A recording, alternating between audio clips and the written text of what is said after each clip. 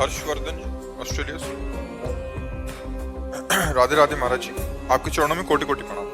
महाराज जी, जब हमें बाल्यकाल से ही ये बताया गया है और सिखाया गया कि भगवान जी सब कुछ करते हैं, वही सभी के जीवन और मृत्यु अथवा इस संसार के प्रत्येक प्राणी के कर्मों का लेखा जोखा रखकर नीति व विधि अनुसार उचित निर्णय लेते हैं, तब हम एक साधारण मनुष्य होने पर ये कैसे जान सकते हैं कि कब, कहाँ, कैसे एवं क्या करना उचित होगा? हम कैसे जान सकते हैं? शास्त्र और संत जन ये भगवान के ही द्वारा लिखित और प्रेरित होते हैं। संतों के हृदय में बैठकर भगवान उपदेश देते हैं और शास्त्रों में ब्रह्म ऋषियों के हृदय में बैठकर लिखवाए गए हैं। हमको क्या करना चाहिए, क्या नहीं करना चाहिए, इसके लिए गीता में भगवान जी कहते हैं, तस्मात् शास्त्रम प्रमाणम ते कार्याकार्यो व्यवस्थितो। शास्त्र वर्णन करते हैं, ये करो, ये ना करो। अब जन साधारण आदमी शास्त्र में तो प्रवेश पाया नहीं, तो सत्संग सुने। अगर सत्संग भी नहीं सुन पा रहा तो ईमानदारी से देखो, तुम्हारे हृदय में बैठा हुआ भगवान जब तुम गलत करना चाहते हो तो तुम्हें प्रेरित करता है कि नहीं कि गलत है? सच्चाई से बताओ।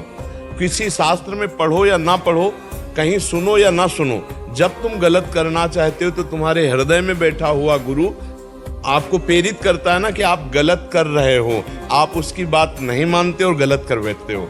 आप कोई ये नहीं कह सकता कि मुझे पता नहीं था कि गलत है, क्योंकि हृदय में भगवान सबके बैठे हैं और सबको सूचना देते हैं। बड़ी धीमी आवाज में देते हैं, बहुत झीनी, ये गलत है।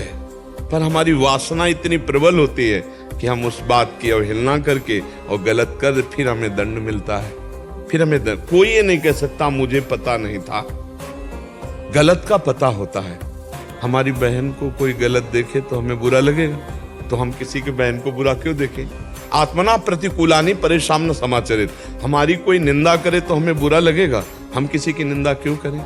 आत्मना प्रतिकूलानि, जो मुझे प्रतिकूल लगता है वो मैं दूसरे के लिए नहीं करूंगा। मेरे शरीर को कोई पीड़ा पहुंचाए, मैं दूसरे के शरीर को कैसे पीड़ा पहुंचा सकता हूं? क्योंकि जैसे मेरा शरीर मुझे प्रिय है, ऐसे हर जीव का अपना शरीर प्रिय है। लेकिन नहीं, अपने स्वाद के लिए, अपनी पुष्टता के लिए दूसरे के शरीर को नष्ट करके हम खाते हैं।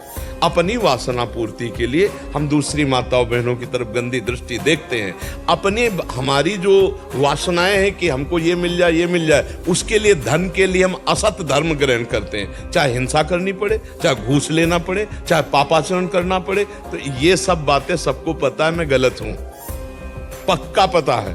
पर वो अपने अज्ञान के कारण देखा जाएगा, इसलिए उसको दंड मिलता है और नाना प्रकार की दुर्गति भोगता है। ये कोई नहीं कह सकता कि साहब मुझे पता नहीं था।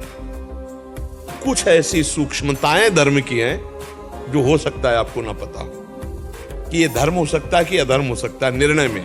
लेकिन पापाचरण तो खुला हृदय में आवाज आती है, गलत है मत करना। आपको कभी आई आवाज?